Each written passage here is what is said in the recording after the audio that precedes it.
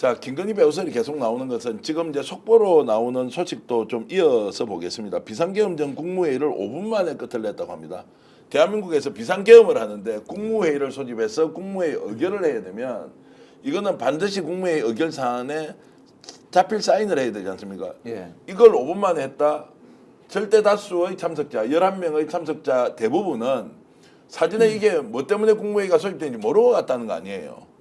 그럼 의결에 참여를 해야 하는데 5분 만에 끝을 냈다. 이미 사전에 각본이 다 짜였고 형식적으로 이제 열렸다라고 하는 것도 위헌이고 불법이다 이렇게 볼 수 있는 거 아닌가요? 근데 이제 윤석열 씨가 원래 검찰총장 때도 그렇고 특히 윤석열 대선 때 캠프에서도 그렇고 그런 윤석열의 의사결정 구조 방식이나 윤석열의 언행이나 품행이나 이런 것들은 그 안에 있었던 사람은 다 압니다. 예를 들면 김은혜 의원 아주 잘할 거예요. 그렇잖아요. 그렇죠. 추경호 마찬가지고 네. 특히 저기 누굽니까 윤재옥 의원은 캠프 때 상황실장을 했고 권성동 의원 뭐 모든 그 국민의힘 의원들이 이 사람이 어떤 사람인지 잘 알고 있습니다. 근데 저는 한 가지 이해가 안 되는 게 대한민국을 정부를 이끄는 장관급 인사들이 가가지고 만약에 이 5분이 사실이라면 뭐 어떤 의견도 없고 그냥 아이고 뭐 이렇게 말도 제대로 못했다는 겁니까? 그걸 누가 적극적으로 정말 그러시면 안 됩니다랄지 간절하게 이렇게 한 사람도 없고 저 같으면 그런 일이 있으면 바로 사의 표명을 하겠어요. 네. 사의 표명을 한 사람도 한 사람도 없잖아요. 유일하게 제가 알기로 그 다음에 이거에 대해서 문제 제기를 하고 외부에 폭로한 사람이 국정원 1차장입니다. 홍장원 차장. 홍장원 차장은 그거를 왜 폭로하고 대통령 전화 받은 내용을 폭로하고 원장한테도 보고했다라고 하는데 지금 국정원에서는 이 사람 홍장원 1차장을 공격하고 있습니다. 네.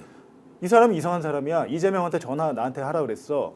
이 사람을 이상한 사람으로 만들면서 그냥 국정원장 행보가 되게 이상하잖아요. 예, 국정원장도 그 계엄 회의 안에 있었어요. 예.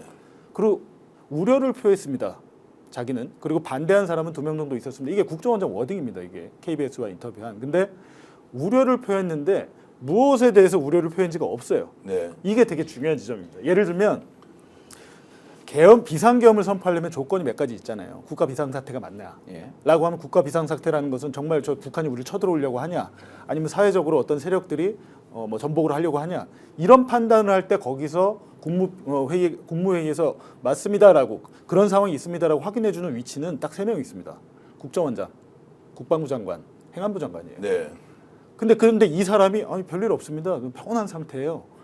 그러면 이거 계엄 자체가 뭐 국무회의가 무슨 의미가 있었겠는데 네. 제가 볼 때는 이분들 적어도 3명은 동조를 하거나 다른 국무위원들한테 그런 상황이 있습니다. 그러니까 얘기를 했다. 그래서 국정원장이 우려를 했다는 부분은 계엄 선포에 대해서 우려를 했다라고 저는 생각하지 않고요. 지금 국가 비상사태, 국가 사회적으로 우려가 있다. 상황이 우려스러운 상황이다라는 얘기를 한 것 같아요. 네. 근데 그런 것들을 5분 만에 다 했다고 저는 그건 믿기지는 않네요. 자, 그렇게 했는데도 대통령이 이제 밀어붙이고 갔다. 그러면 거절한 사람이 있으면 회의록이 존재할 텐데 회의록이 없다는 것은 이미 증거인멸을 시도해버린 거고 시간도 5분이니까 대통령이 알아서 다 한 것이다라고 하면 거기에 참여했던 장관들은 다 빠져나갈 수 있는 길을 터줬으니까. 근데 대통령실의 해명이 계속 거짓인 게 예. 홍정원 1차장한테 전화해서 이번 기회에 다 싹 잡아들여. 예. 나중에 홍정원 차장은 정치인들 잡아들여라는 의미로 들었다 이렇게 예. 했는데 대통령실에서 뭐라고 그랬습니까? 간첩들 잡아들여라는 얘기였다. 이게 무슨 말장난도 아니고 대통령실의 해명은 그러니까 5분이라고 그러는데 만약에 대통령실에서 녹음을 안 했다면 전 장담하건대 11명의 국무위원 중에 반드시 한 명은 녹음을 해놨을 겁니다. 그래서 이제 증거인멸을 시도하면서도 부끄러워하지 않고 이게 새빨간 거짓말인 줄 다 알면서도 왜 이러느냐. 결국 재판 가서 보자. 그때 그렇죠. 증거 없다. 이게 이제 핵심 아닌가요? 국무회의가 있고 없고 있지 않습니까? 이것은 윤 대통령의 내란죄 우두머리로서 처벌을 한 데서 가장 중요합니다. 국무회의가 말 없었는데 있지 않습니까? 국무회의가 성립 안 되는 국무회의인데 대통령 혼자 밀어붙였다. 이건 딱 떨어지는 제가 보니까 내란죄 우두머리로 처벌받거든요. 네. 그렇기 때문에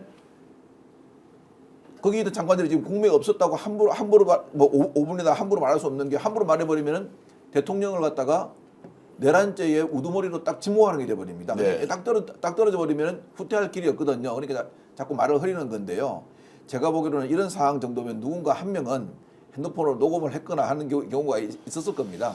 자, 여러분은 지금 생방송으로 보내드리는 긴급 편성 대통령실에서 경찰과 경호처 간의 정말로 대처 대치 상황이 이루어지고 있습니다. 압수수색 영장을 집행하려는 경찰 국수본과 그리고 용산 대통령실의 반대가 지금 있으면서 지금 제대로 압수수색이 이루어지지 않고 있습니다.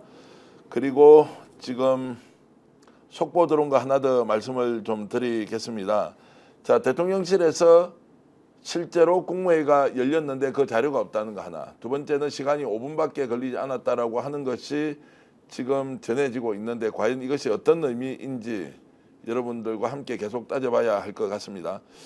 자, 굉장히 중요한 지적 또는 문제 제기가 지금 댓글로 이루어지고 있는데요. 제가 오늘 취재를 해보면서 어제입니까? 지금 전용기가 잠깐 시험 비행을 했지 않습니까? 유지비행이라 그럽니다. 유지비행이라고 이제 했는데 지금 지구촌님이 이런 글을 올려주셨습니다. 대통령 1호기 비행기가 청남대 옆에 있다는데 오전에 용달 3개가 나오고 VIP 차 한 대가 나왔는데 혹시라도 탈출 시도하는 거 아니냐.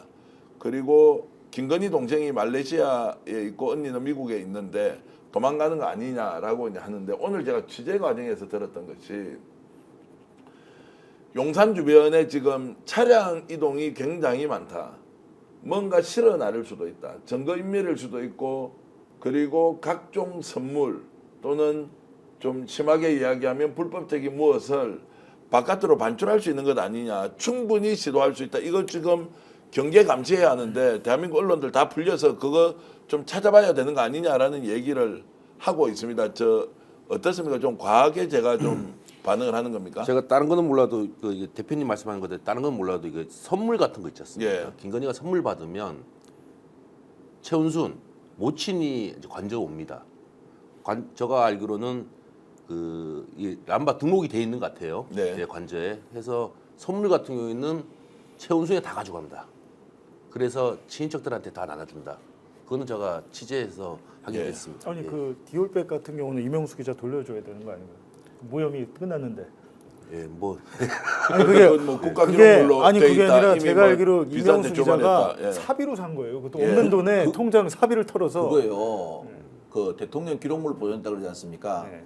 제가 정말 무식해도 어느 정도 선이지 저렇게 무식한가 생각했습니다. 네. 대통령 기록물 관리법 제가 1호로 제가 기소자가 싸운 사람이지 않습니까? 참 희한한 게 제가 노무현 대통령 당시에 대통령 기록물 관리대라는 법률을 그 제정할 때 미국 법을 가져와 가지고 그 제정에 참여를 했습니다. 참여를 해서 하는데 저거는요. 최 목사가 주신 거잖아요. 분명히 최 목사가 준 건 맞죠? 네. 외국 수반이나 누가 준 게 아니지 않습니까? 그러면 대통령 기록물로 지정할 수도 없고 대통령 기록물이 안 됩니다. 어떻게 그렇게 아실 만하신 분들이 전부 다 그렇게 무식한 소리를 합니까? 스픽스는 말하는 언론입니다. 대세는 유튜브, 그중에서 스픽스. 좋아요, 댓글, 구독, 알림 설정. 여러분이 저희를 사랑해 주시고 우리가 여러분을 사랑하는 4가지 방법입니다.